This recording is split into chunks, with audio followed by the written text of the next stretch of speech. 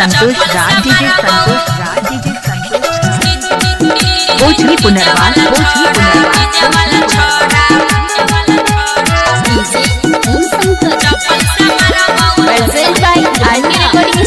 देखै में लागे छ सुपर माल गे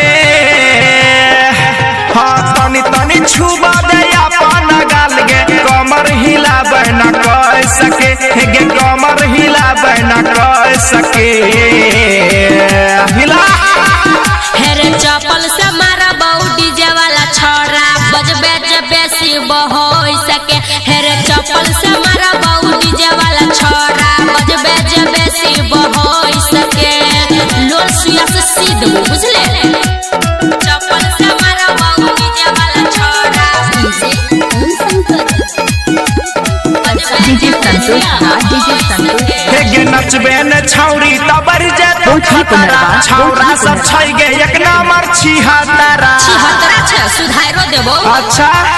ये तो से चल जो न सुन हेरे भड़ुआ नहीं तो गाड़ी से हम तरबो मचरुआ बजैले छी डीजे वॉल्यूम बढ़ाई के दुई दिन बाद याद रहतै गे आई के लुट बहुत जवानी हम बच सके छोड़बो ना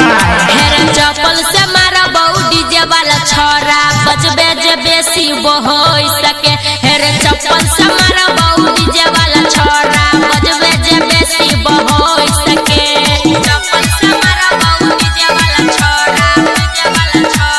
music director DJ Rajesh Raj Prem Nagar बंसरी निकाल बजबे जे बेसी बहोई हाँ गे कैला करै छै गे छौरी तू नाटक राजा मनोज राकेश कर दे तो फाटा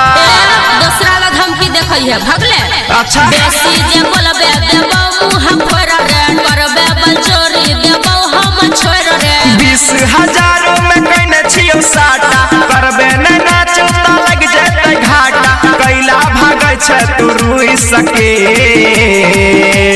बोल लगे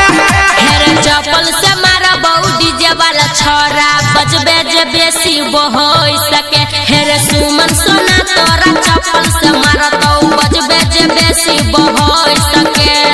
टांग तोर का हाथ में दो